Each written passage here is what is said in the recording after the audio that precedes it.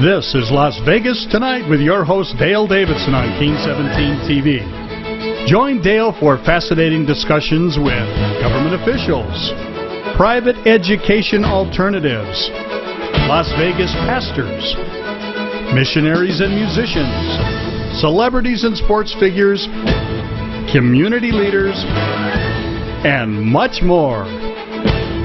Las Vegas Tonight is brought to you by Managed Pay.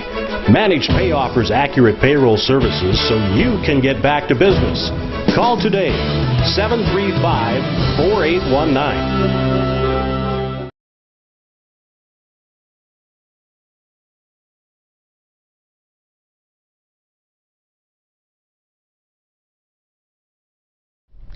Welcome to Las Vegas Tonight. I'm Dale Davidson. Every week at this time we have fascinating guests, really interesting topics. And this time we have a critically important topic. We're going to talk about the Holocaust. At this time in April, which is when we're taping, there's a special Remembrance Day. And we have with us Mr. Ben Lesser, who is a Holocaust survivor. And he has, for the last several years, been working on a project that basically is designed to make sure that no one ever forgets. And it's my pleasure to introduce my guest for today, Mr. Ben Lesser. Mr. Lesser, thanks for joining us. Thank you, Mr. Davidson. We appreciate it very much. Pleasure. I'm glad to be here. Oh, we're honored that you decided to come in and share your story with us and our audience. Thank you. Tell us a little bit. Let's start recently, and then let's go back to your childhood and what you experienced in Poland. How long have you been in Las Vegas? Oh, approximately 14 years. 14 years, yeah. And you came here from Los Angeles, I understand? Los Angeles, right. And originally from Poland? Originally from Poland, right. Correct. And you have family here in Las Vegas? No, just my wife and I. You and your wife? Right. My kids live in L.A. and in Staten Island. But I have two daughters. Both of them are married, and I have two wonderful grandchildren. One daughter lives in L.A. and with her husband, Michael Gerber, and my other daughter, Sherry, lives in Staten Island. Oh, okay. With her too. Yeah, and your granddaughters and your daughter have been helping you with the project, and your son-in-law as well, I guess? Of course. The project has actually just begun this January. Oh, okay. January of '09. And basically what it is, it's a little pin. Sure. Right there. Called Zachor. I'm wearing one too. Yes. Thanks to you. The mission of the project, Zachor means remember. The mission of the project is to give out these pins to all students and listeners of the Holocaust stories. Not just by me, any teacher or any person that teaches about the Holocaust. I'm hoping that after the students get through listening, this little memento, this little pin, Zachor, will be handed out to them, something tangible to remember us by, something that they can go home to and show and tell to their parents. Look what we heard. And hopefully someday, even if they don't wear it, they put it in a drawer or in their jewelry box. Maybe their own kids, when they have children, will find it and they'll say, "Mommy or Daddy, what is the meaning of this strange-looking pin?" So there goes the story. And you're passing them out to students everywhere, including here in Las Vegas. Everywhere. Right. This is the mission of our foundation. We formed it called Zachor Holocaust Remembrance Foundation. And our mission is to hand out these pins free of charge to all the speakers and teachers who teach about the Holocaust, so they in turn can hand them out to the listeners. Yeah, and we'll talk. You have a couple of fascinating stories about the kids here in Las Vegas and the reactions that there have been here in the local school system. We're going to take one real brief break, and then we're going to come back and talk uninterruptedly following this first break. We'll be back with much more on Las Vegas Tonight right after this. I get a phone call. I said, well, what's going on? Well, the bus has been involved in a wreck. The fiery crash happened just minutes before 11 o'clock last night. The fire started in the front of the bus. When I saw those 3 white caskets, that was the hardest day of my life. Had it not been for God, I would not be here now.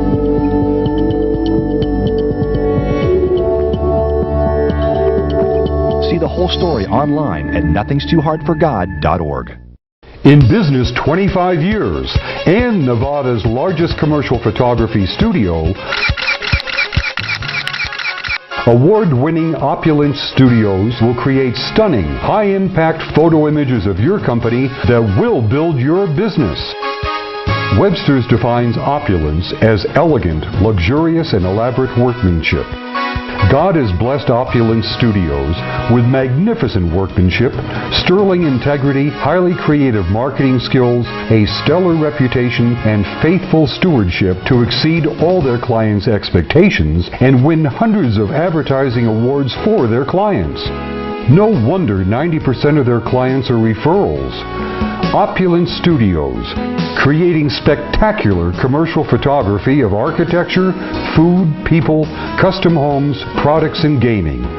Opulence Studios, photography that builds your business. Welcome back to Las Vegas Tonight, a very special edition. We're talking about the Holocaust and the special day of remembrance this month.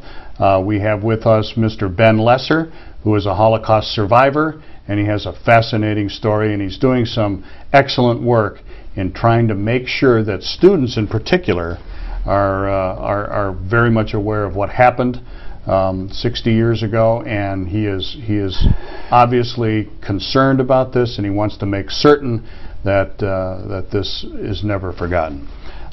Mr. Lesser, once again, thanks for joining us. Thank you, Mr. Davidson. Tell us a little bit about your childhood. You grew up in Krakow, Poland, I understand. Yes. And tell us about your family and what it was like growing up there. All right. I was born in 1928 in Krakow, Poland, and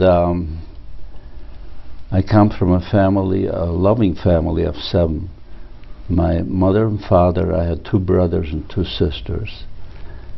And the only survivor left from the family of 7 is my sister Lola Lieber, and she lives in Brooklyn, New York. She's an artist. But going back to my childhood... And you were the only other survivor. Yeah, just the 2 of us were the survivors. I really, for some reason or another, lost most of my childhood memories pre-war. I remember something, but it's very, very nebulous, and it's not clear to me. Certain instances, certain happenings I do recall, but I can't remember when I went to school. Can't remember my teachers or where I went to school.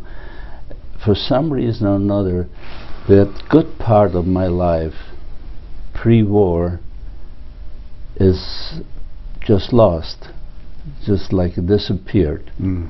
And what has overtaken is, since the war began, and there was nothing but one problem after another, and running and hiding and trying to stay alive, somehow it overpowered my memories from before. That's certainly understandable. The trauma obviously has affected you and affected your whole life. Yes. Now in Krakow, we had a good business. My father had a winery business. Oh. And he was making kosher wine and syrups, fruit syrups. He also had the chocolate factory, and he was one of the first people, and I don't know if he invented it or not, but he was one of the first people who started to manufacture in Poland chocolate-covered wafers, something like Kit Kat. Oh, okay, sure. Only in those days it was in shape of little animals, wrapped with tin foil. It was very, it was a good business, popular, right. Yeah. But it didn't last very long, because once the war broke out in 1939, September of 1939, everything has changed. Just to go back to a little bit about my background, my mother comes from a town from Czechoslovakia called Munkachevo. It'll come into my story a little later, it's important. My mother would take her children, usually in the summertime, go to her parents to Munkac every summer.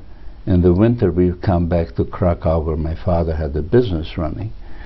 And this is important because one of my sisters, Goldie, who did not survive, she remained during the war with my grandparents in Munkac, my mother's side of the family. And as my story progresses, you'll see how the reunification, how everything happened. It's important that that part is known, that one of my sisters remained in Munkac with my mother's side of the family, her grandparents, uncles, and so on. We lived in Krakow on a major street, and it was 1939, I don't remember, September, but I don't recall exactly.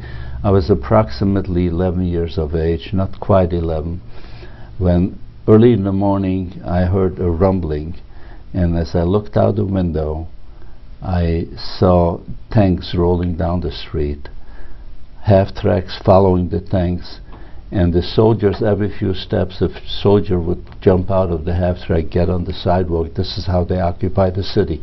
There was no shooting or any fighting or anything like that. And then, of course, there was the Wehrmacht that followed with the goose steps and their shiny boots. It was quite impressionable for an 11-year-old kid. And we had no idea, no one had any idea what's expected, what's coming to us. If my parents knew anything, of course they didn't tell us kids.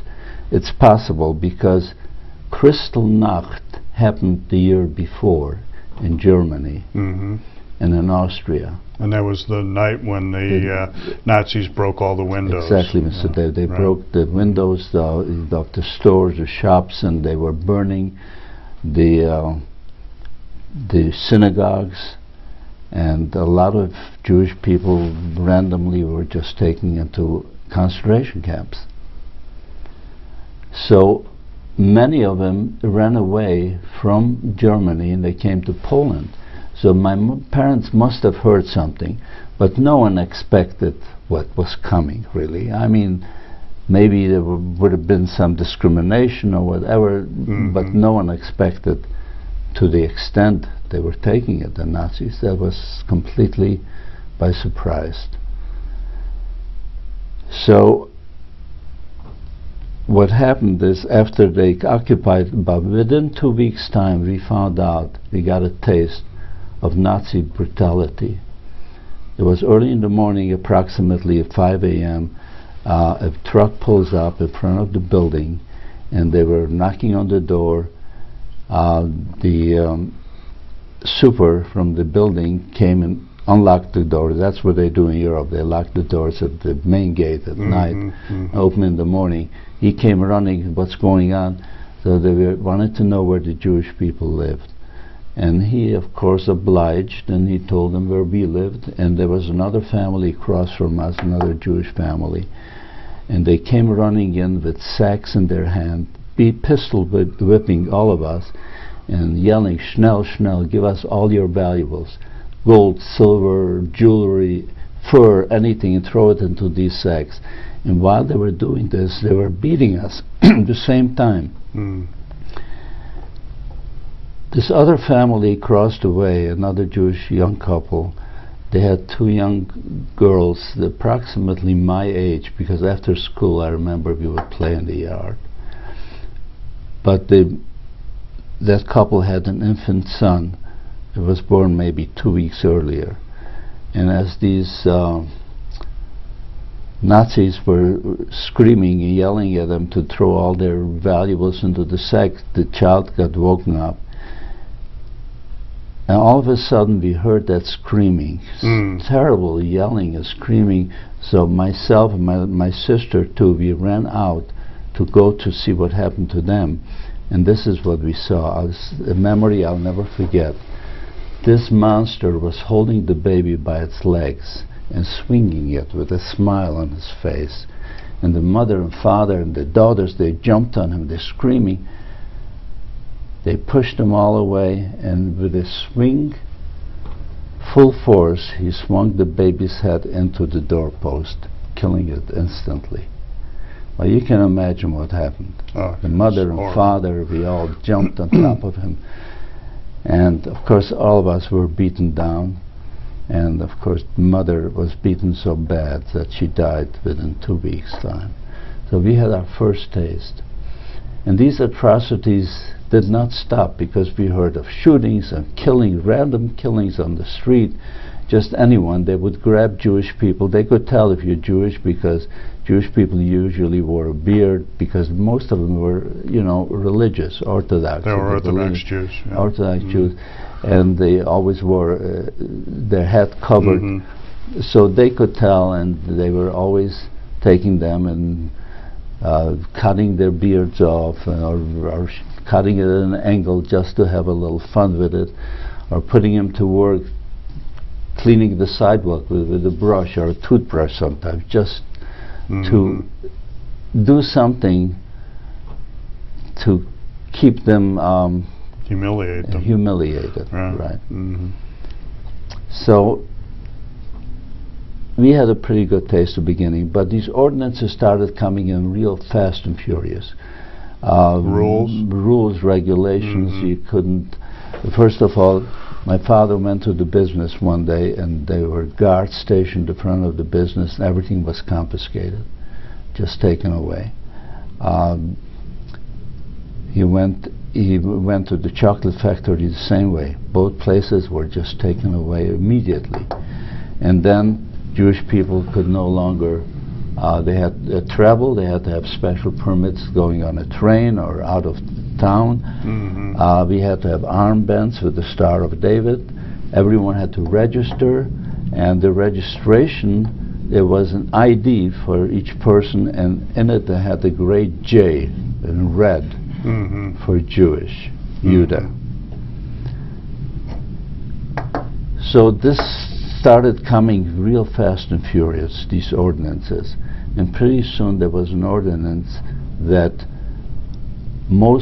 Jewish people can no longer reside in Krakow unless they go into a section which they designated as a ghetto. That's when the ghetto started in Krakow.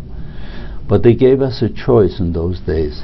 If you didn't, if you wouldn't go into the ghetto, you had a choice. You can go to a neighboring community in the outskirts of Krakow. That's allowed. But if you live in a big city, you're going to have to go into a ghetto. Anyway, this is designed to control the population of Jews. Yeah. I mean, they had their agenda. They knew exactly what they wanted, but this is the way they started to keep track of everybody. But it was unusual, because in those days they gave you a choice. After that there were no choices, but this was the first beginning. Slow steps. Yeah, so they gave us a choice. My sister Lola, the one who survived, was a beautiful, both of them were beautiful women. She was a girl of about 16 at the time, or 16. And she had a young man who pursued her. He was madly in love with her, Michael. And my father knew about this. You know, they're very strict in my home. They wouldn't let him. I mean, he had to come to the house to meet with her and all that. He came to my father and begged him. He says, Mr. Lesser, you know how I feel about Lola. Eventually I hope to marry her. My family is moving to this little town in the outskirts called Niepolomice. If you would please come there too, I would appreciate it, you know, will help you do anything you can. Anyway, my father agreed. And what happened is we had loaded all our belongings, what little was left, on a wagon, and we were going to leave town going to that little town, Niepolomice.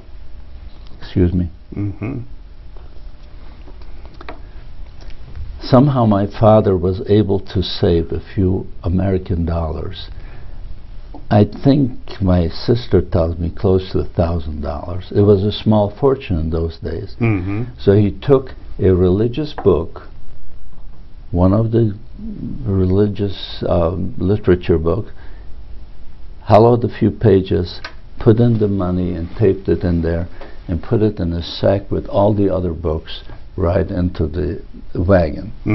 And as we were leaving Krakow, just the other side, just a few kilometers out of Krakow, we were being stopped by Germans.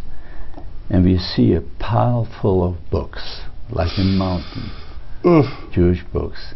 And two husky Germans jump on the wagon and says, all I want, you have any Jewish books, literature? And sure, they saw those two sacks full of books. They took them and they heaved them on top of that pile. Oh, no. And my sister spoke beautiful German. So she walked out to this German. She says, please, my father is a writer. He wrote his autobiography. Let him keep this one book. So somehow he looked at her. He says, okay, I'll give you 5 minutes. If you can find it, go ahead. Well, all of us started to climb on top of that mountain of books. Well, it's impossible because all of these books look alike. They're either black or they're brown, and they're all leather bound. You try and climb on the mountain of book, you go one step up and 2 steps down, you slide down, and we couldn't find it. After 5 minutes we were chased away. Once we were chased away, we were on our way to that little town with penniless, nothing. So my father arrived, and my future brother-in-law made arrangements where to live in this one shack. Actually, it was like a little farmhouse, but it had a sash roof, and it had 2 apartments. The owner lived in one, and we lived in the other one. It's apartments, one big room. There were no bathrooms, were outhouses in those days. At least there in Krakow we had bathrooms in the house. So each one of these houses had an oven where you can bake bread in the hallway. My future brother-in-law, knowing that he lost all his money, he brought him a sack full of flour, about 100 pounds of flour, figuring at least he'll be able to bake some bread for the family. My father took the flour and started to bake pretzels. And he took the pretzels to the neighboring bars, and this is how he started to make a living. It was quite a novelty because no one saw pretzels there in those bars. And there was a way to make a little money. He made a little money, he made a business, enough to feed the family. And anyway, in time he became a little baker. From that he became to cakes and cookies and bread, and he became a little baker. Meanwhile, my sister Lola marries, and my older brother Morris, he also married. So the only one left in the house was my little brother Tuli, myself, my mother and father. My other sister lived, of course, in Munkacs, which is in Hungary, with her grandparents. So here we are, minding our own life. Life was pretty normal for a little while. We had the bakery, we made a little living, and Lola married. She was happy until my brother-in-law at the time, his apartment was in the mayor's building. The mayor had a little like 2 apartments. So he rented out one, and he lived there. The mayor tells him, there's something going to happen in this town tonight. I heard that they're going to round up the Jewish people. So go save yourselves. And this is what we did. That very night, all of us quietly snuck out, and then we hired a wagon, horse and buggy with a driver, and he took us to the neighboring city. The neighboring city, the closest one, was a city, mid-sized city, called Bochnia. Bochnia was notorious for the atrocities that happened there in the ghetto. Bochnia had a ghetto because it wasn't a small town anymore. They had a ghetto. Now, when we came to Bochnia, we had to go into this ghetto. So even though we knew about the atrocities, just to give you some idea what the atrocities were, apparently one night in Bochnia ghetto, some Nazis drove in with a bunch of trucks, like dump trucks, and they went from house to house pulling out the children from their beds and throwing them into those trucks. Now you can imagine what was going on. The parents, the kids crying and screaming, what's happening? They just pulled them out of bed without a word and threw them in the trucks, filled up 3 truckloads with kids. And the kids are screaming, the parents are yelling. As the trucks pulled out, the parents ran afterwards. Those cultured people opened up machine gun fire, killing the parents behind the trucks in front of their children. And no one ever knew what happened to the kids. They disappeared. So word got out in all the ghettos. I mean, that's something they never heard happening before. Imagine. Yeah. So the word traveled around. This is what's going on in the ghetto in this town. People knew in Bochnia ghetto that was the first place something like this ever happened. But we had no choice. We had to go there, and the good thing we did, because that town was raided and most people were hauled away, most Jewish people. So we came to this town in Bochnia, and my brother-in-law at that time, Michael, he had a friend who was a capo. A capo was a Jewish policeman. Inside each ghetto they had what they call a Judenrat, a Jewish police station, technically. And they were supposed to sort of keep order inside the ghetto.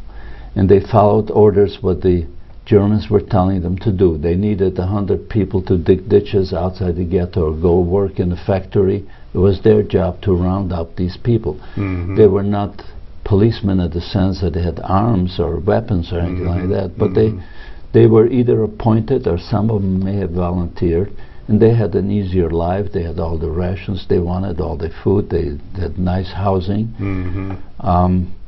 They were the privileged ones, but someone had to do that. But if you didn't want to do it, they could have appointed you. You never knew. But this person, who happened to be a friend of Michael, and he arranged for them where they should live, you know, helped them out a little bit. So where we lived, Michael and my sister Lola, they lived with his parents and his family, and I lived with my father and mother and my little brother, just the 4 of us. My older brother, he was married too, so he had his own place. He wasn't in Bochnia at the time. So we lived in another place. The housing in the ghetto was almost unbelievable. It was one large room. There were 12 of us in that room. And there were no beds, just straw on the floor. We had a table, and we had boxes for chair. We had a piece of furniture where you can hang your coat. It was unbelievable. And we lived from day to day on rations. One day, this his name, anyway, this Jewish couple, a friend of Michael, he told Michael something is going to happen tonight. There's going to be a raid. Now, ever since that situation with those children who were pulled out of their beds, every apartment and every house had a bunker, a hiding place. They all knew, in case it happens again, now they had places to hide. Well, we had a hiding place where we lived. It was a piece of furniture and where you hang your clothing, okay? The back panel would slide apart and there was a hole in the wall. If you crawled to the outside of the wall, the other side of the wall, between two buildings, 12 people could stand. It was a pretty good place because most places, most hiding places were either in the attic or in the basement or under the floor that they dug a hole. But when the Nazis came in with their boots and the dogs, they would sniff them out and they could tell a hollow spot in the flooring. Right. And if they caught you, you were shot immediately. They'd pull you out and shoot you. But we had this hiding place and we felt pretty safe there. And all night long, sure enough, we heard shooting, dogs barking and screaming and yelling. This was going on all night. The following morning, when we walked out, we couldn't believe what we saw in front of our eyes. There were bodies emaciated, torn apart by dogs, all over, littered bodies on the street, and people were going around with carts, picking up these bodies, putting them on the carts, and they were taking them to the town square. Those cultured people were pouring gasoline over the bodies and lighting a bonfire. Imagine.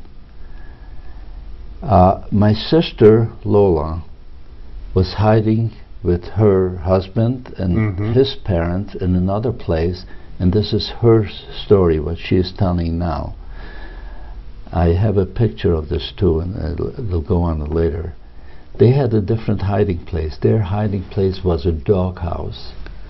They had a doghouse, and the floor of the doghouse could be removed. There was a step ladder down there. There was room for 7 people. That's just enough for the family. They had provisions down there and everything prepared. So as they were going down to hide, because this couple was telling my brother-in-law something's going to happen tonight, hide. This is her story, what she's telling now. Just before they went down to that hiding place, one of the capos, his name was Miller, came by with his mother and his sister, and he says to them, I know about your hiding place in the doghouse, and unless you take my mother and my sister along, I'm going to tell the authorities. Wow. Well, they were blackmail. What can they do? So Lola, my sister, and her husband volunteered to stay out, and the mother and daughter went with their family down that doghouse. Now they're walking the street, not knowing what to do, and Mr. Farber, that friendly couple, came by, who told him to hide in the first place. He says, Michael, what are you doing? Lola, hide. Don't you know what's going on? So he tells them the story, what happened to their hiding place, that this Miller took it away from them. Says, don't worry, I have a place where my sister and her 2 children are hiding. Come with me. He took him to a tannery, a leather factory. Above the tannery they had a water tank, and with the ladder going in the back. It says, my sister is in there with her 2 children, an infant and a little girl.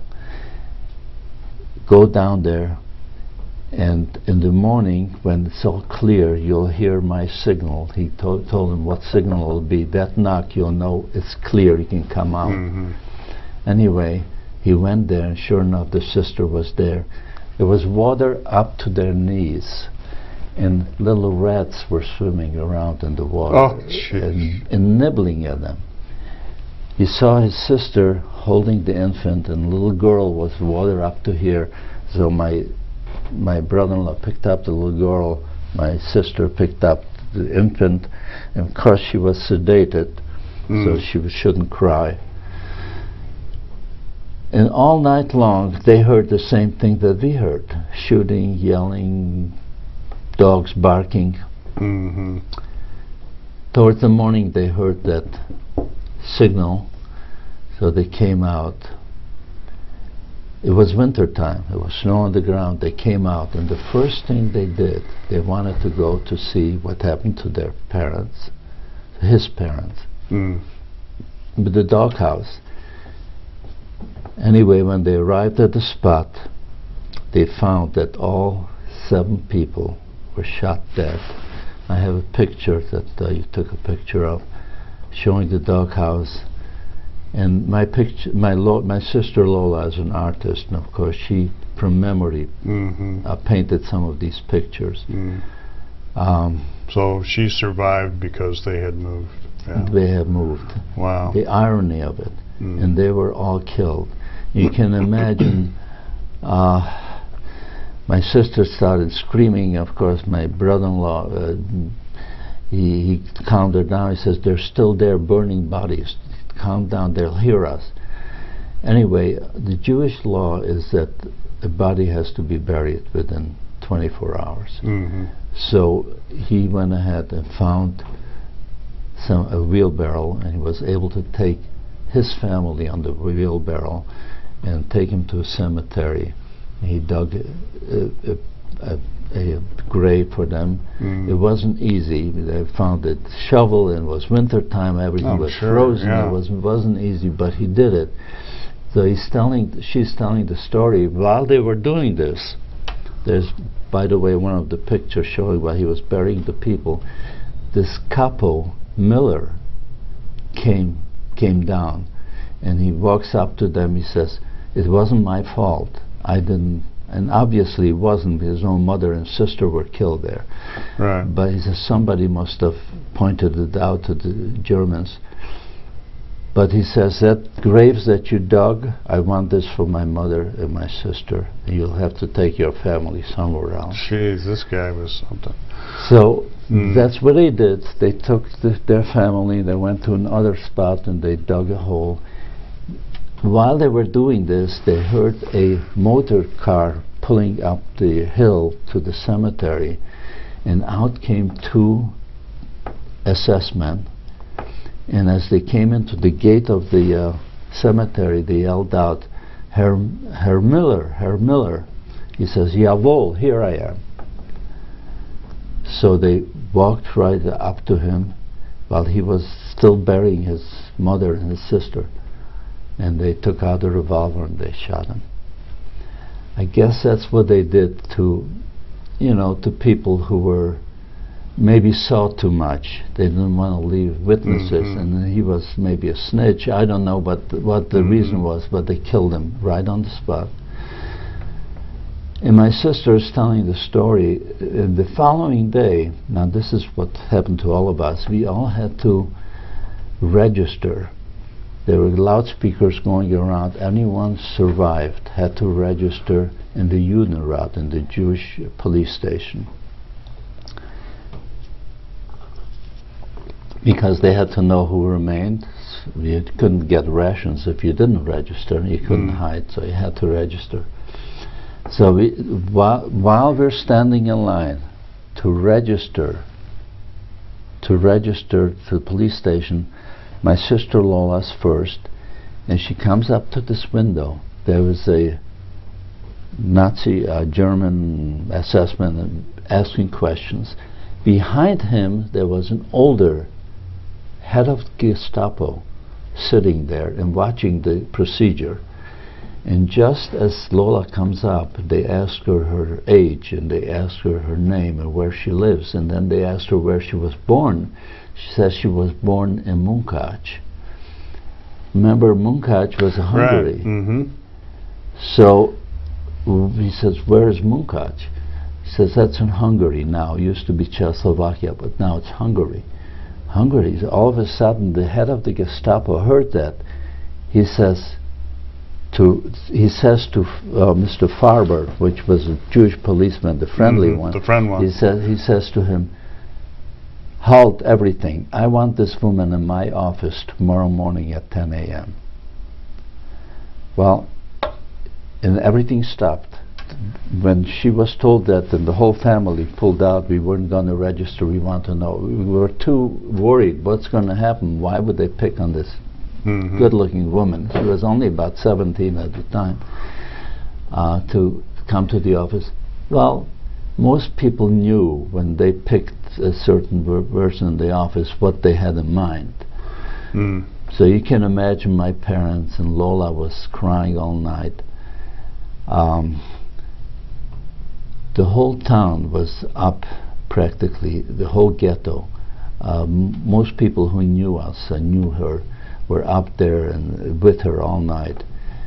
Next morning, about 9:30 or so, the door raps and Farber comes along. "Lola, it's time to go." I remember the whole group, we all went to the gate of the ghetto following her and praying for her. And she was white as snow. She was jittery, shaking. Of course. And sure. as she was leaving with this couple, she says, "Please don't leave me alone with him."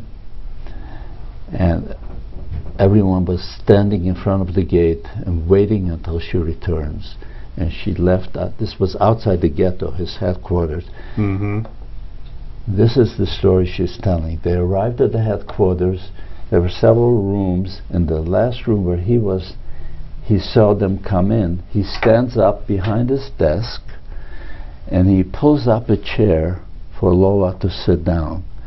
That was completely out of character, because in those days, if a Jewish person walked down the sidewalk and a German approached, you had to get off the sidewalk and remove your cap. You can imagine for the head of the Gestapo to stand up and pull up a chair for Lola, for a Jewish woman, was very unusual.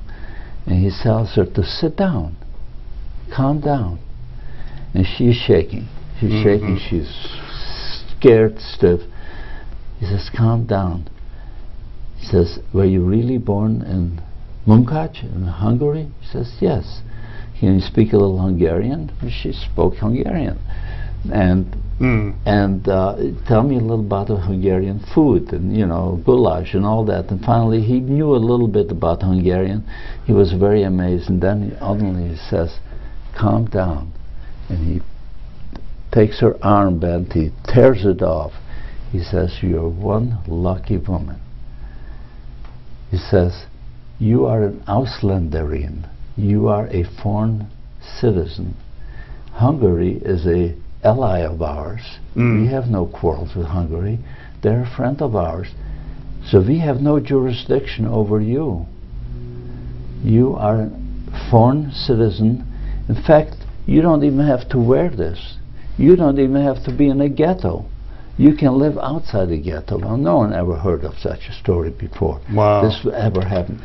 He was an older man. He replaced the head of the Gestapo, who was a young man who was taken to the front. And he replaced him recently.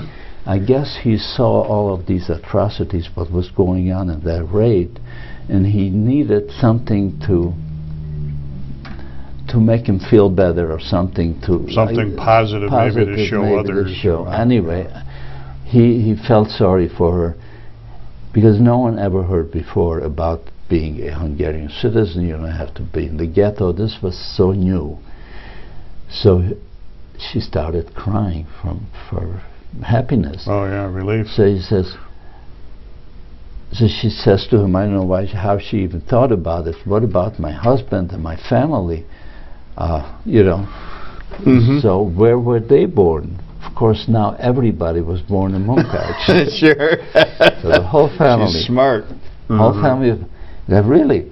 So he orders his secretaries to type out like birth certificates, all their names. They took down all the names, and he says, by tomorrow your whole family's going to have the papers. Let them come here. And it was like God sent. I mean, knew that we're all Ausländer, we're all foreign citizens, Hungarian citizens. They have no jurisdiction over us. So that's phenomenal. when she came back to the ghetto with this couple. Mm-hmm. They were, and told a story, they couldn't believe what they heard. It was like Messiah just came to them. They picked her up and they were dancing on the street with her because they saw something we didn't see at the time. They saw a light at the end of the tunnel. They figured out if we can duplicate these papers with their names, now they have a way to smuggle out, get out of the ghetto, and now live outside the ghetto. And once you're outside the ghetto, you can make arrangements. People with money knew about this. I didn't. You can make arrangements to get smuggled through the border into Hungary. And Hungary was still a free city, a free country. So there were people with money. So the rabbi, there was a Rabbi Halberstam. He was a very well-known rabbi. He died already, but he survived. And he also worked in the Jewish police station. He had a typewriter. He knew how to type. You know, he was educated. So he says, "You realize what you did to us. You are like a angel from heaven. You're." He called her Esther Hamako, the story with Esther. Sure. All right. Esther, he says, and they lifted her up. They were dancing with her. They came to my brother and to my brother-in-law, and they said, "Look, we'll give you any money you wish. Duplicate those papers on our names." Well, my brother and my brother-in-law said, "We'll gladly do it, but on one condition. We don't want your money. We want a word that once you're outside the ghetto and you make arrangements to leave Poland, that you will include our whole family with you."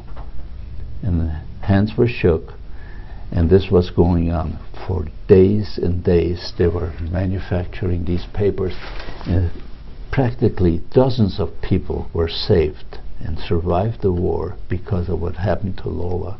That's a wonderful story. That little incident. Yeah. And then my brother would forge the signature of, and the rabbi had a typewriter, so he could use that typewriter. Sure.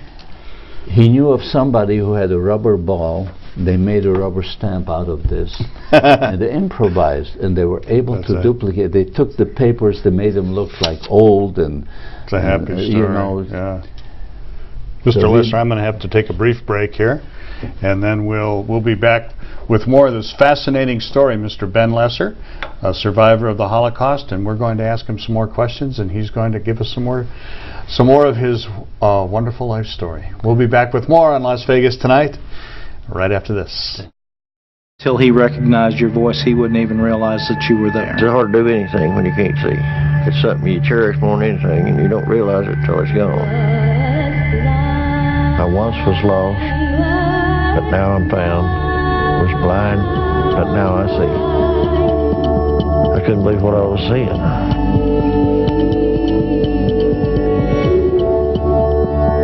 See my whole story online at nothingsTooHardForGod.org. Welcome back to a special edition of Las Vegas Tonight. We have heard a fascinating story from our guest today, and we're going to continue talking with Mr. Ben Lesser, who has a organization, a project that he calls Zachor, and we'll ask him a little bit more about that. But in the meantime, let's continue our story. Where were we? Thank you, Mr. Davidson. We were moving out of the Bochnia ghetto at that point. We were able to move out of the ghetto, and we rented an apartment outside the ghetto. And of course, everyone was trying to find a way to get out of Poland. My brother-in-law went and he found a truck driver in town who was hauling coal. And he approached him. He said, "Look," he told him the story, "we need to smuggle out of Poland, get to Hungary, somehow get to the Czech border, and from there go to Hungary." Once you were in Czechoslovakia, it was easier to get into Hungary from the other side. But we had to, the main thing was to get out of Poland. So he approached this truck driver and offered him a lot of money because these people who we saved out of the ghetto through these birth certificate, which my brother and my brother-in-law were able to falsify. Apparently they had some money. They wanted to save everybody. So he approached this truck driver and asked him if he would build a double layer in his truck where there'll be coal on top, and between the coal and the chassis 10 people or 9 people can lay down on their stomach or on their back and hide under there and be smuggled out of Poland to the border. And this man agreed to this, and arrangements were made to do this. He got paid a lot of money, but the problem was that you didn't know if you can really trust these people, because take the money, the Germans not only would take the money, but the Germans were paying them money anytime they turned in anyone a Jewish person trying to escape. So they could make double money in both ends. But I guess the money offered to him was enough for him to go ahead with this project, and they built this truck to suit, and sure enough they decided that the first group will leave. My sister and her husband, of course, wanted my parents to go along. The agreement was with every group of 8 people, an additional 2 people from our family would go with each group. So, and they would pay the fare for everything. So the first ones, of course, we wanted our parents to go, but my sister insisted no. She insisted my parents would, but my parents wouldn't hear of it. They just refused to go first. They wanted to be last. Anyway, Lola and her husband went with another group of people because they weren't quite sure whether the first time this is where they're going to wind up at the Gestapo headquarters or what. So they went along. There was a password that had to come back. There were several passwords. Each password had a different meaning. And the first group that they went out, if they crossed the border and they were delivered to the border smugglers in order, everything in order, then there was a certain password. Sure enough, that password came back, and it was okay. It indicated that they were able to get to the border anyway. It's clever.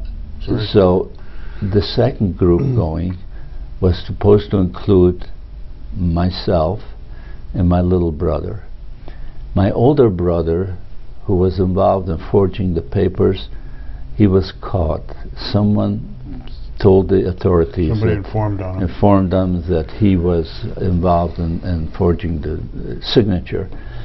He was sent to Plaszow. Plaszow was a camp where Schindler's List was filmed near Krakow. And that's where, I don't know if you saw the film or not, where the commandant is shooting at random from his balcony, just killing people just for the heck of it. And that's where he was sent. But meanwhile, it was my turn and my little brother. I remember we went into this. The truck would pull into a barn at night, and we would all go into that truck. In the morning, the truck would pull out. And as we were leaving, maybe about a half hour out of town, halt, we were being stopped. And we see through the cracks of the truck, we can see a bunch of Germans with their rifles, and they stopped and they were talking to the driver. Even though I understood German, I couldn't hear because the roar of the engine was so loud. And I was right next to the cab, behind the cab, with my little brother. But all of a sudden, we were certain somebody, informed the police about us and they're going to kill us.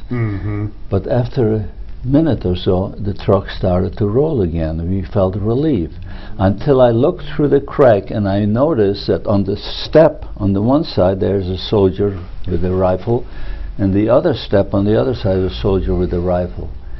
And then suddenly we hear people walking on top of the coal. And as they were walking there, the coal dust started to filter through. My little brother was about to sneeze, and I held his mouth and nose. We didn't know what was happening, but we were resigned that this is it. They're going to take us, they're going to shoot us all, you know. We started to drive, and was for about 40 minutes to an hour they were with us, and all of a sudden the truck stops and we were already doing our prayers, saying your prayers because you're because done this now. is it. When all of a sudden the truck started to move again. All they were doing is hitchhiking.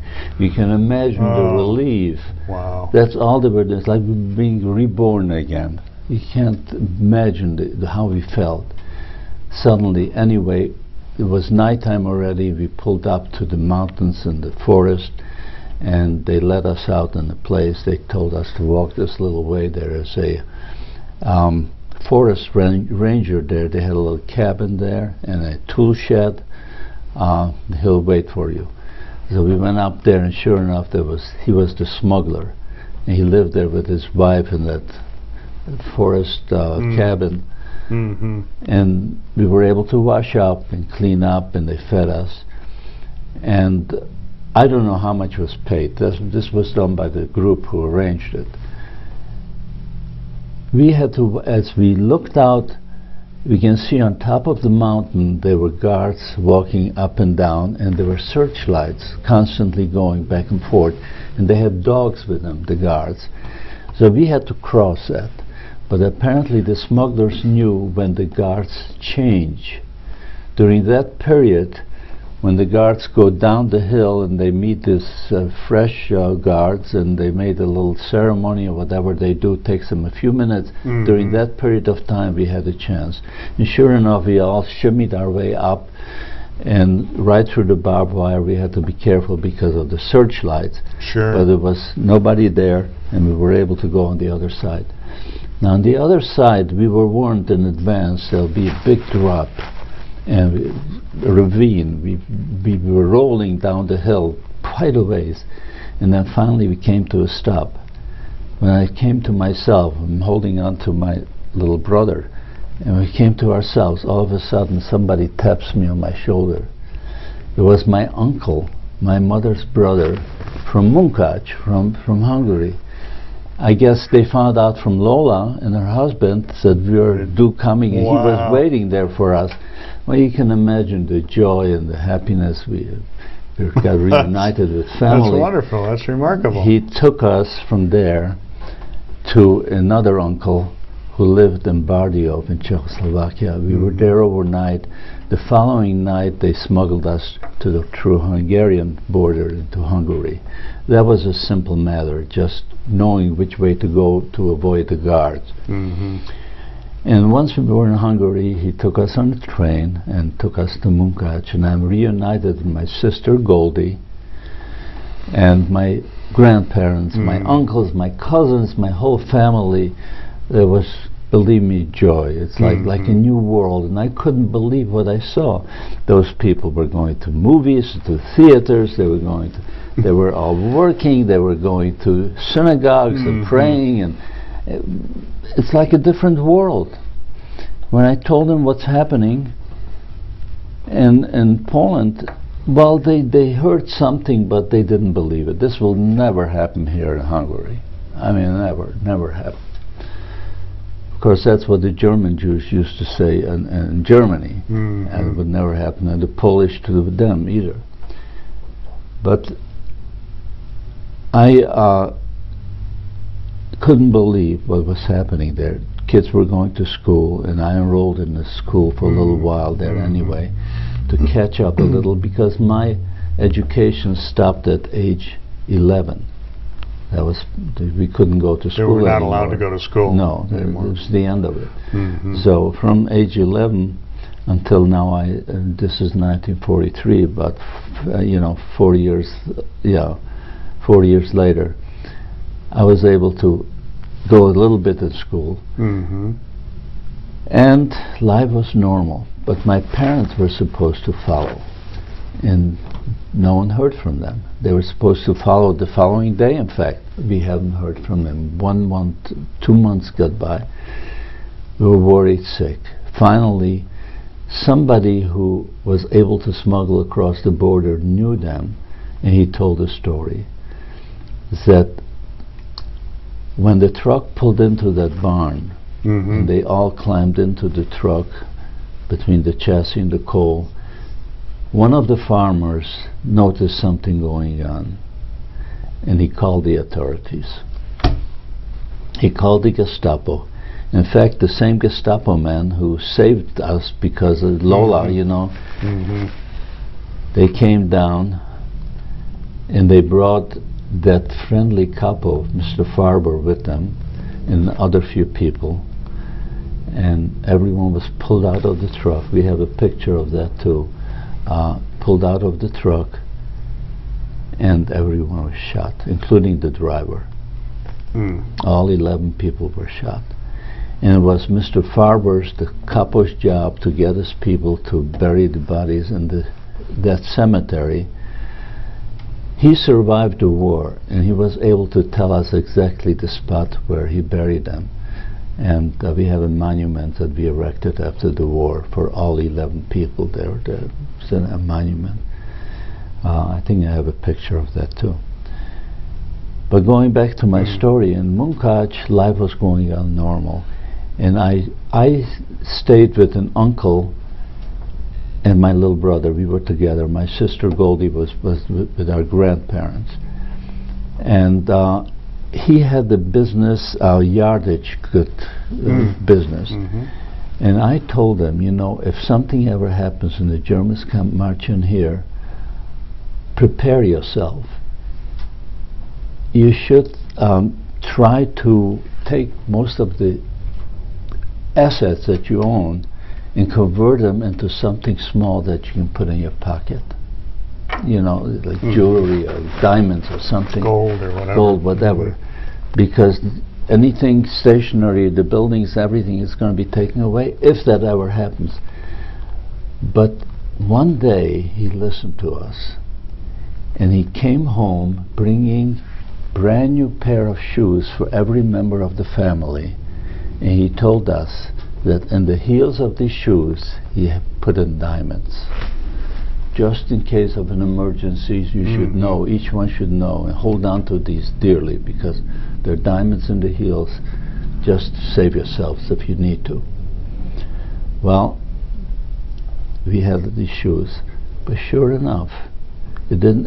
And I think it was in February or March of 1944 that the Germans just marched right into Hungary.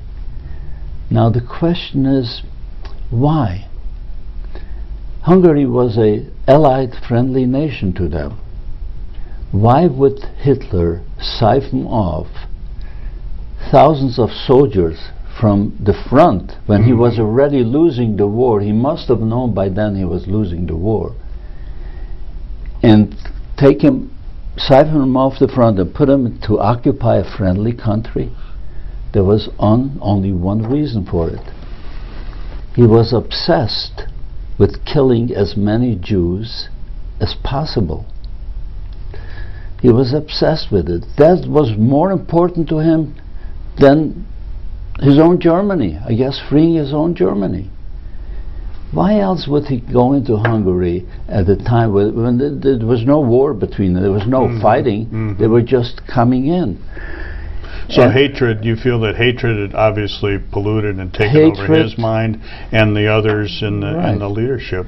Hatred and pilfering the Jewish wealth was more important to him than saving his own country. This was in 44. By March or February of 44, by that time they already knew they were losing the war. How could they do it? So there was only one reason. And this time, when they came in, they were so prepared. It's like a they were so disciplined, so prepared. Everything was in place. Within 3 weeks' time, every city in Hungary had a ghetto, or a section that they designated ghetto. Every Jew had to wear a Star of David, and it was all the no more traveling without permits, and everything was like clockwork. They were so prepared for it. So Hungary had about 700,000 Jews, and he saw there's a place. He was so obsessed with that. But they prepared themselves, even in the death factories. They prepared for the influx of the Hungarian Jews. I'll get to that in a minute. So it didn't take long. Within less than 4 weeks, we were told that we're going to be evacuated from Hungary. We're going to go to a labor camp in Germany, somewhere in Germany. We're going to be living with our families and together. Those able-bodied people will be working, and whoever can't work will still be with their family. To take along all their belongings, all their valuables that they can carry with them, and leave everything alone.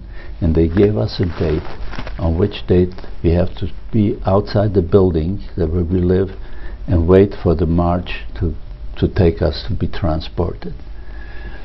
Well, it happened. That was only 3 weeks after occupation. We were ordered to do it, and that day, of course, we all had our shoes, the whole family. We wore our black shoes. We had to line up, and they started, and everybody was carrying bundles of valises with all of their valuables belonging, because they really believed, well, these cultured people are not telling lies. I mean, they're going to work together. But so they took everything along, and here we march to a place where they had a brick factory.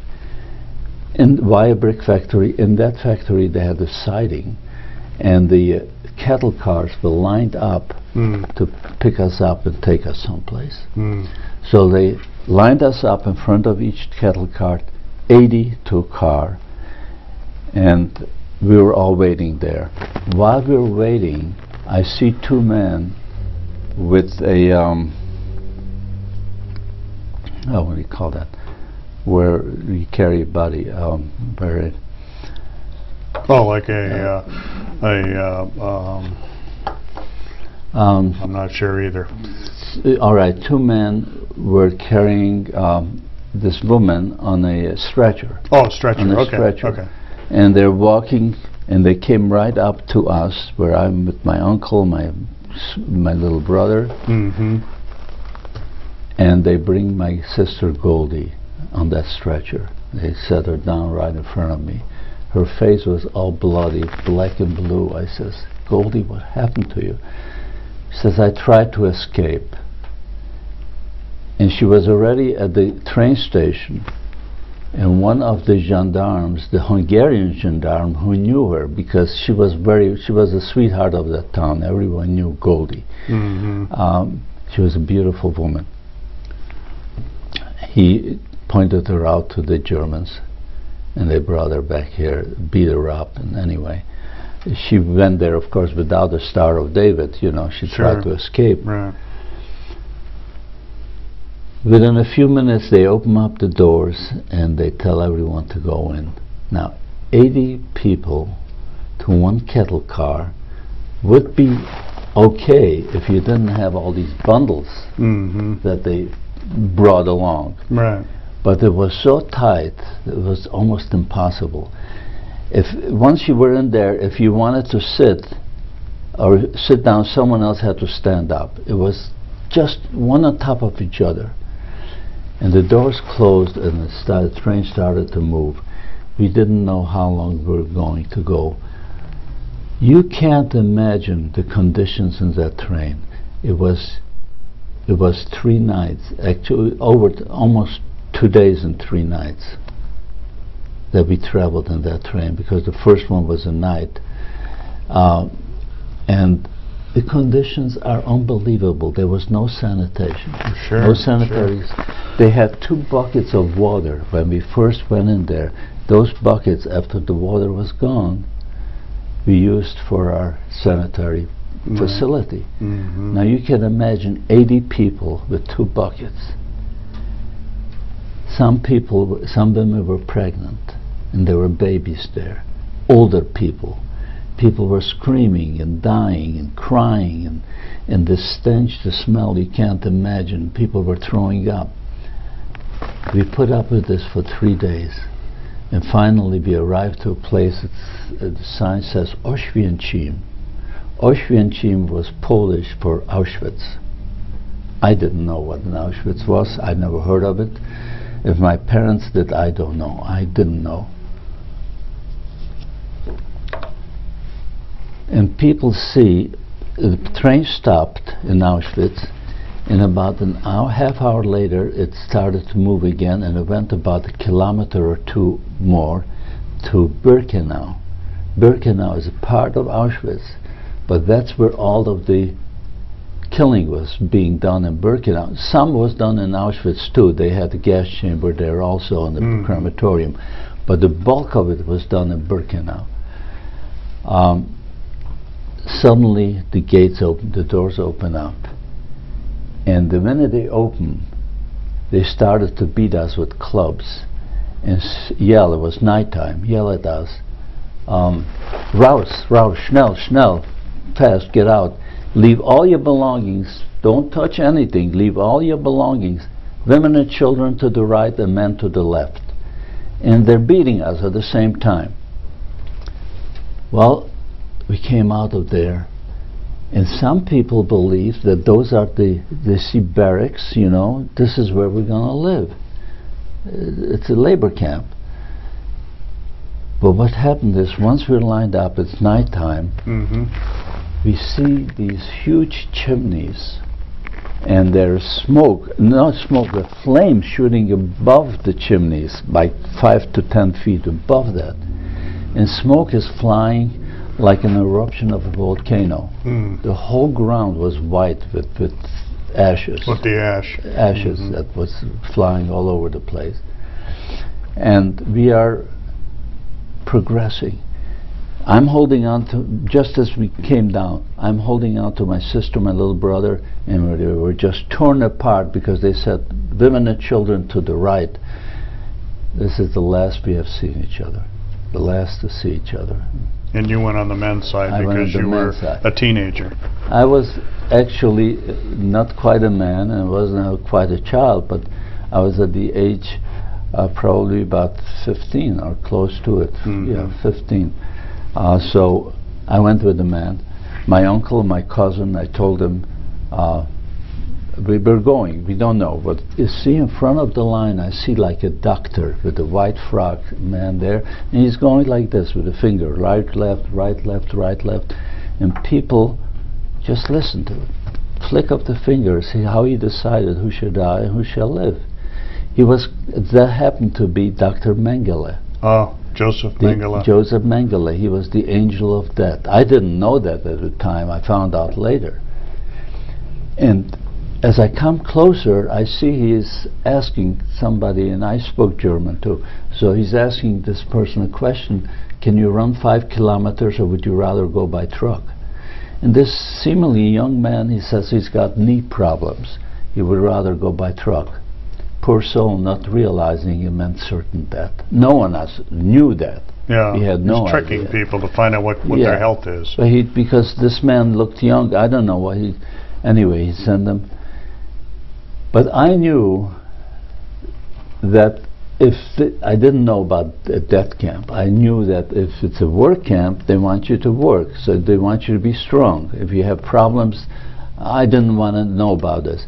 And I wasn't a child and I wasn't a man yet. Right. So as soon as I came to him, I tell my uncle, whatever they ask you, take the hard part. If they ask you to run, you run. Whatever, don't try the easy way out. When I came up close to him, before he even asked me anything, I stretched myself out and I saluted him. And I said, 18 Jahre alt, gesund und arbeitsfähig. I'm 18 years old and I'm healthy, I'm capable of work. Then he asked me, can you run 5 kilometers? I said, jawohl, yes I can. And he sent me to the left. My uncle, my cousin, they followed me, okay? Now this is the uncle who made these shoes up for us. And then we're standing in line, the smell, the stench, you can't imagine. But people in line were thinking those must be smelting factories where we're going to work in here. No idea what was going on in there. No idea. Yeah. Well, we're almost out of time for this particular episode, and we're going to continue. We're going to continue with your story, and I know that people are just fascinated with this story. Thank you. And they're going to want to watch the second episode. I'm Dale Davidson. This is Las Vegas Tonight. Please join us for part 2 here this time next week. We are really very moved and touched by this remarkable story about the Holocaust. Thank you very much. God bless, and walk with Him. Las Vegas Tonight is brought to you by Managed Pay. Managed Pay offers accurate payroll services so you can get back to business. Call today, 735-4819. Thank you for watching Las Vegas Tonight. This popular local show airs 3 times each week on Keen 17 TV in Las Vegas. For more information, please contact Dale Davidson at 702-636-1717. That's 702-636-1717.